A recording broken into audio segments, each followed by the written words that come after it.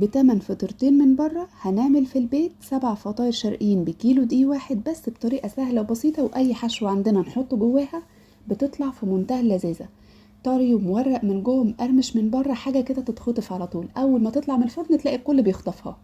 يلا بينا نشوف الطريقة على طول، ولو عجبكم الفيديو متنسوش تعملوا لايك وشير ومتابعة للصفحة. المكونات عندي سهلة وبسيطة جدا. كيلو دقيق، انا هنا استخدمت دقيق الضحى، عليه معلقة ملح صغيرة وعليه معلقة سكر كبيرة، هقلبهم كلهم مع بعض وهنزل عليهم بكوبايتين مية بالتدريج، مية عادية ولا سخنة ولا ساقعة.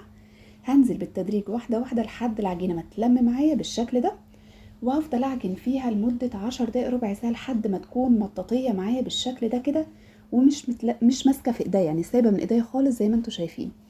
هركنها بقى 10 دقايق ترتاح، وهجيب صينية هدهنها شوية زيت، حوالي كده معلقتين 3 زيت، اغلفها كويس. وهبدأ بقى اكور الكيلو دي بتاعي ده او العجينة بتاعتي. بعد ما ارتاحت 10 دقايق هبدأ اعملها كور صغيرة قد بعضها بالشكل ده.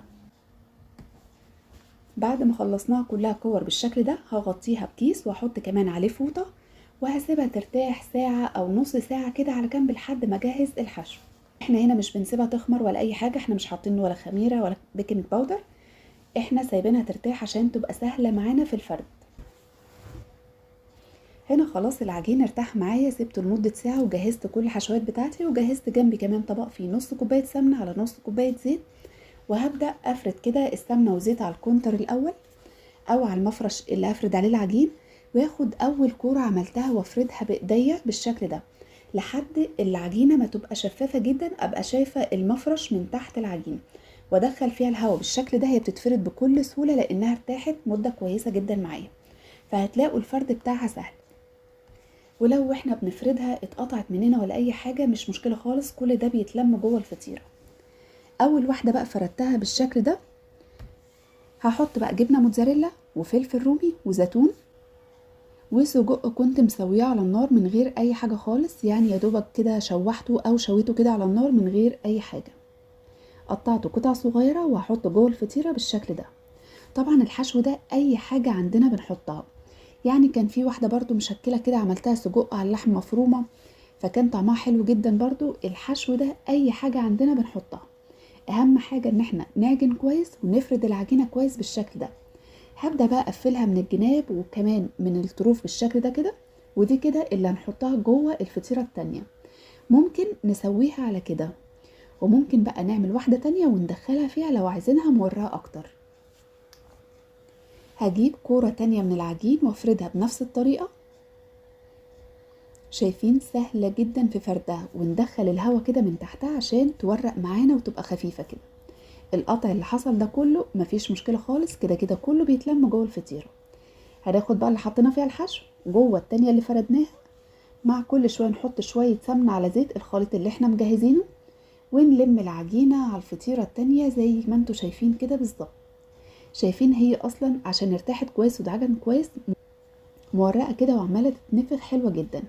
هخلص كل الكمية بنفس الطريقة. هجيب بقى الصواني اللي هخبز فيها وادهنها من نفس الخليط اللي هو سمنة على زيت، واخد الفطيرة واحطها فيها. هخلص كل كمية بنفس الطريقة وبعد كده هفردهم تاني. هنا عملت 7 فطاير، عملت 4 2 جوه بعض، وفي كده 3 عملتهم طبقة واحدة بس.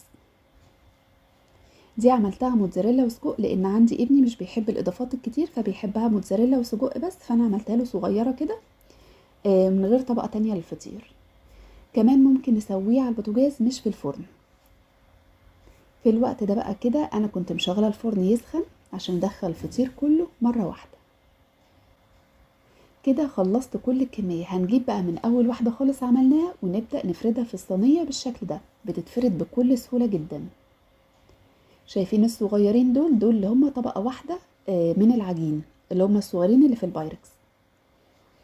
وهنا خلصت فرد الفطير في الصواني كلها. هندخله بقى على فرن سخن درجه حرارته 220، بياخد في الفرن من 10 دقايق لربع ساعة، وبيطلع معانا بالجمال اللي انتوا شايفينه ده. لون حلو جدا، مورق طري من جوه ومقرمش من بره، حاجة اخر طعامه بجد. الفطير في البيت ليه طعم تاني خالص غير بره. وبس على كده عملت احلى 7 فطاير، احلى من بعض كلهم. لو عجبكم الفيديو وعجبتكم الطريقة متنسوش تعملوا لايك وشير ومتابعة للصفحة.